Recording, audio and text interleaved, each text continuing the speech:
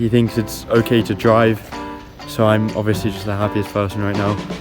Last time I'd made it through the chaos of the crash, and suddenly I was back where I belonged. Skiing, mountain biking, and exploring new cities. All was going well, perhaps a little too well, as you'll find out later. Now I was headed south to the ancient medieval city of Bologna.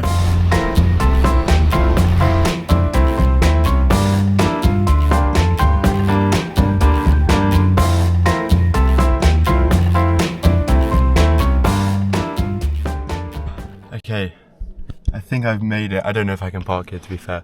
Driving in Bologna has been the worst experience ever. That is just ridiculous. There's like roads with no lanes on them, everyone's just going at the same time. The cyclists don't have lights, they just don't care. Oh my god. I'm actually sweating more than if I went on a run or something. That was horrible. Now I need to find out if I can even park here, but I absolutely do not want to leave. And there's just people everywhere. It's absolutely terrible. I then met up with my friend, we moved the car, had a beer, and when I came back the next day, I was in for a real shock. I parked the car, which was behind that blue car, and the car is not there. And now, stupidly, I've just seen this sign. Yeah, so stupid. It was because I came here at night, and I just didn't see it. I asked someone, I was with my friend, and we asked someone if we could park here. He said yes. And so obviously my car's been towed. This trip, I don't even know what to say at this point. The break-in, the accident, this is just crazy. I mean, okay, I know it's my fault, but it's just, yeah, right. So now I'm gonna go to the like impound lot, and hopefully it's there. I'll speak with the police first, actually, to confirm. Right, so I'm walking now to the impound place. It's about a 40-minute walk outside of the city centre. Oh, I just have no idea how much it's going to cost. I have no idea. I'm just really hoping it's not too much. It's just so stupid. But each time these things happen, I say to myself, when I'm 80 and I'm in a wheelchair, I'll look back and think, yeah, okay, that was just a part of the story. Right, I think I've arrived at the spot. Hopefully my car is somewhere in there. Okay. Yep. Hopefully. And they got more in the back. I'm not seeing it. Yep. There it is. That was some expensive parking. I mean, honestly, I thought it was going to be more. It was like 160 euros. I was preparing myself for like 300 or 400 or something. At least my car, it's not like that or like this. Could be worse. Could be worse. Oh, that's so stupid. And so, another setback, but it continues still somehow. Oh god. Anyways, right, now I'm driving to my mum's house, which is near La Spezia. So I'm going west, I'm going over some mountains. It should be a nice drive. I think it's about 3 hours or something, and it'll be nice to have just like a base. And then once I'm there, I'm gonna figure out what I'm gonna do, who I'm gonna see. Definitely gonna do some mountain biking, some hiking. So yeah, I'm looking forward to it.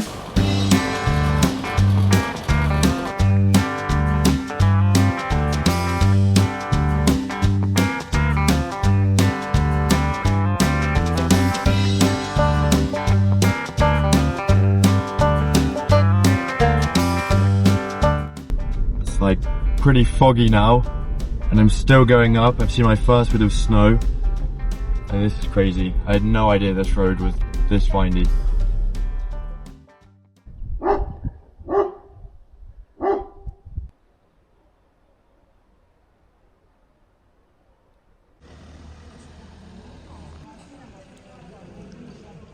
Alright, today we're going up into the mountains for the first time in the snow. I've got the parents in the car, we've got dad behind the camera, mum, we've created a third seat for her. She sat on some pillows.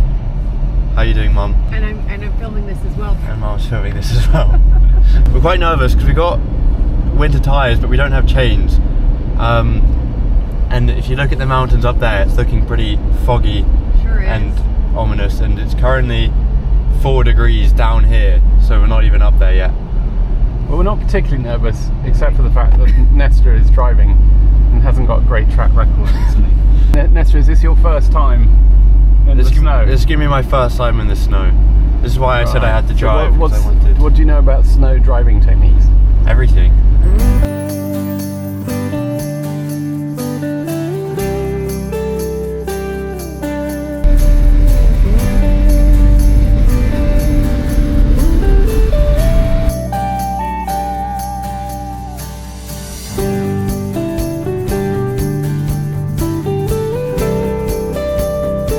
So we're probably 1,000 meters up. It's got down to 1.5 degrees and it's actually snowing while we're driving. There's snow everywhere. He's the king of the mountain, Mr. Feelgood. You got to love him. He runs the neighborhood. He's in my head all of the time. And all I wanna do is make him mine.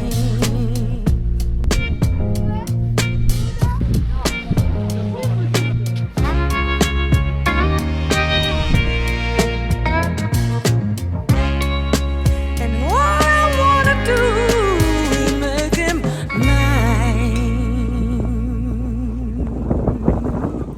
Right, we just finished eating.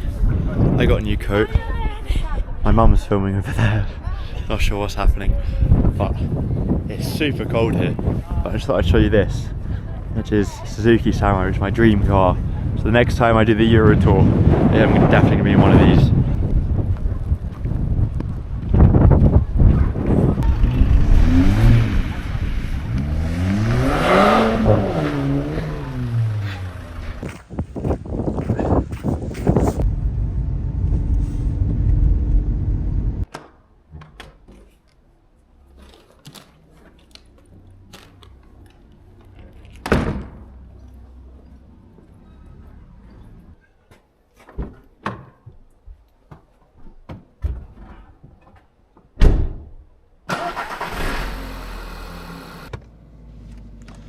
Right, so today I'm driving to the south of Tuscany to go see a cousin who lives on a farm and makes cheese and wine.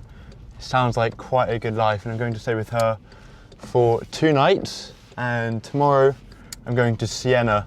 I've got a friend there, and Siena apparently is just the most spectacular city, really rich in like the Tuscan culture. So I'm really looking forward to going there.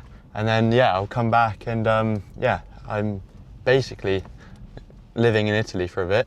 A clumsy link, but I get where you're going.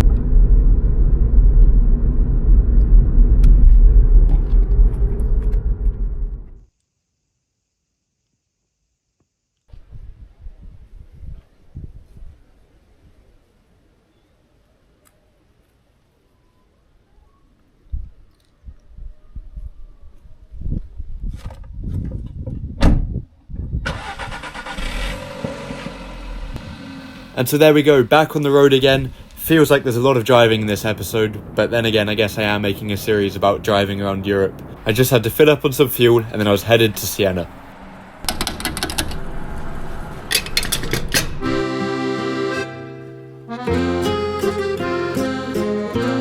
This is Salustio Bandini, a priest turned economist, stood in front of the oldest surviving bank in the world.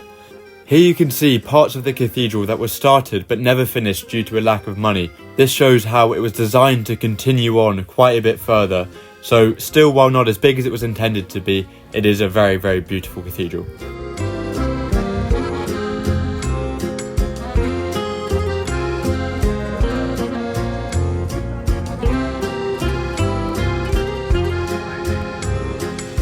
This piazza is where the Palio di Siena takes place, a crazy horse race between the 17 different districts of Siena, dating back to the 17th century.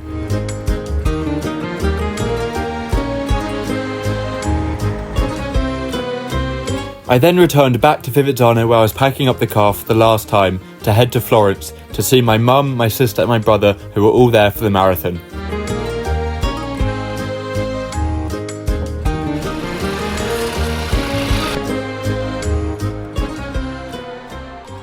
So there, the car's all parked. I learnt my lesson from Utrecht and decided to pay for the underground parking. It's not even that bad, it's only 15 euros for a day. And it comes with the best music ever, so it's pretty good if you ask me.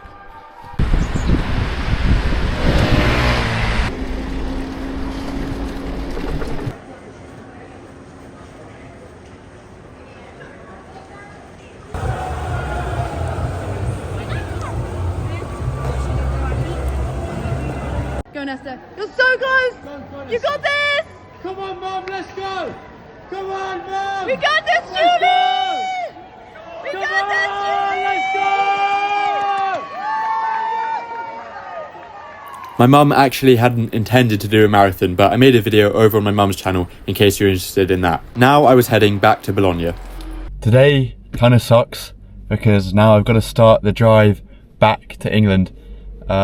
It's not as bad as it sounds because even along the way it's still going to be a fun adventure. Today I'm going from Bologna to Austria in the west to stay with the same friend as before, but I'm a bit nervous because I've got to drive through Switzerland and through Austria where the standard of cars are much higher than in Italy, let's say. Here, you know, every 10 cars you see one which is kind of a bit dodgy. My car definitely falls into that category. Whereas in Switzerland and Austria, all of them are like perfect, and I think the police are a bit more scary. Alright, so I'm now in Switzerland. I just crossed the border. There was one guard who had a funny look at the car, and I just kept my head straight and just kept going. So yeah, definitely on edge a bit more now. But I'm still kind of in the Italian part of Switzerland. And I can already see the mountains, which is nice to see again, and they're just absolutely huge. And currently they're going up into the clouds, and so it just kind of feels like they're sort of endless. That is exciting.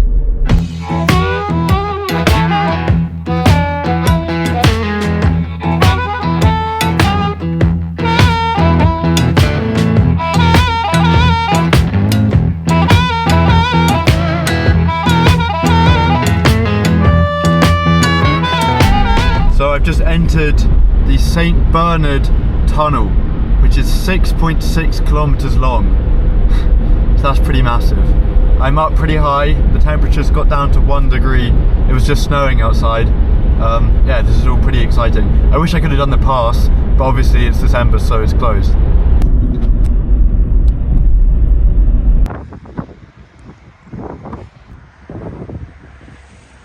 Alright, I've had a quick stop up here. It's absolutely beautiful, but it's also freezing. But yeah, wow.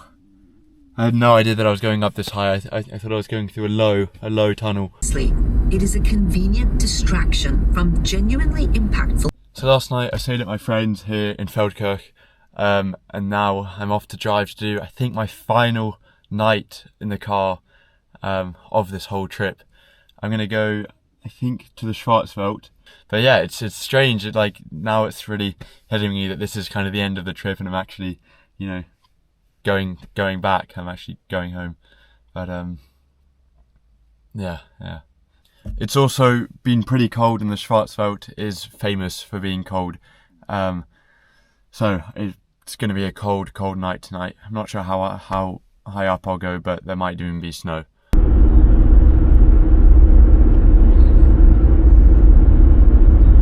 I got the police pulling me over. Oh god. Oh, I just came into the border with Germany, and they looked at me and they're just now following me. Well, now they're in front of me, they just came out. Oh, that's so stressful. At this point, I was sure that they would tell me that I couldn't drive this car in Germany and that I'd have to get it shipped back or something. So, here's what happened. Okay, so there you go, I'm free. They were super friendly. I asked if I could film, but they said no. They thought that the camper was really cool, and they were wondering how I'm sleeping in there because I'm so tall. But no, they thought it was really cool. They all came over and were looking. And they were asking what happened because of the front of the car. And I was like, yeah, that wasn't so good, but everything works, it all works. So I went to a garage and they said it was fine. So yeah, they were super friendly. quite nervous. I was quite nervous.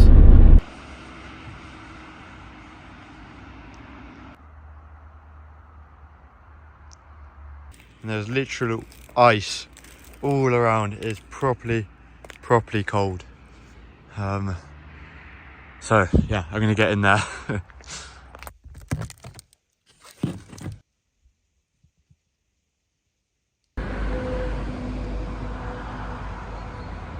So in the end, last night wasn't actually too bad. I mean, it was cold. It was, you know, -2 or 3 degrees.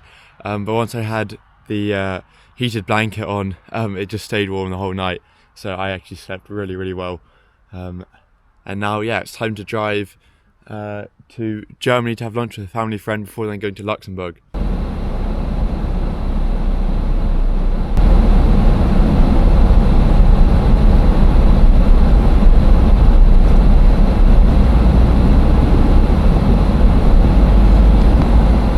I'm afraid I've done a pretty poor job of filming, and we've time travelled a couple of days to the Netherlands. And actually this is where I'm just leaving. So I did 2 days with Vale, who I stayed with at the start, and now I was heading back. And so this is it. I'm leaving for good. Just a quick one about my eyes, which do look suspicious, especially in the Netherlands. I'd actually got tonsillitis and then a sinus infection, so they were like this for about a month, and I was in bed for about 2 weeks when I came back. This is going to be, yeah, that was just the last time that I was on land properly, and not in a car until I'm back in England, which sucks a lot. But yeah, I didn't film much the last few days.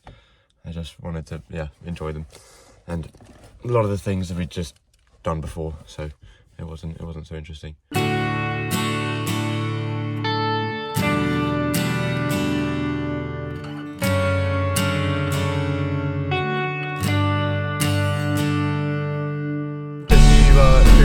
Vale.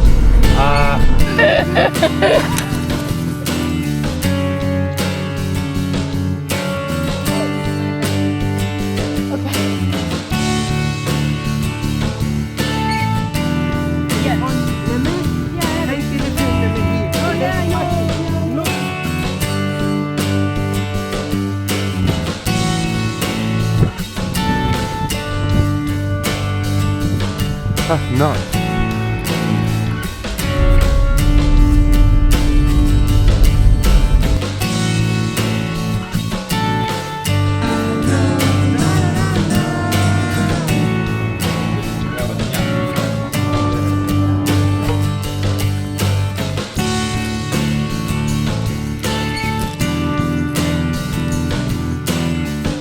Doesn't look very good.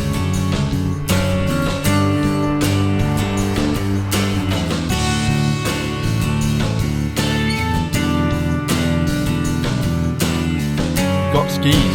That is exciting.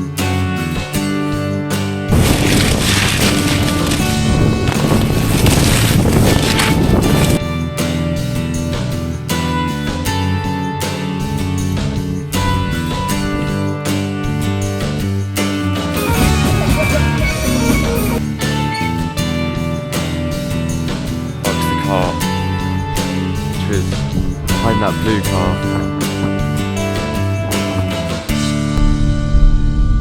For f***'s sake. Thank you all for watching this series. I do hope that you enjoyed it, but I have to give a mega thank you to my Buy Me a Coffee and PayPal supporters who made it all possible. I'd also like to thank my dad, Dieter and Christian, who all helped get me back on the road after the accident.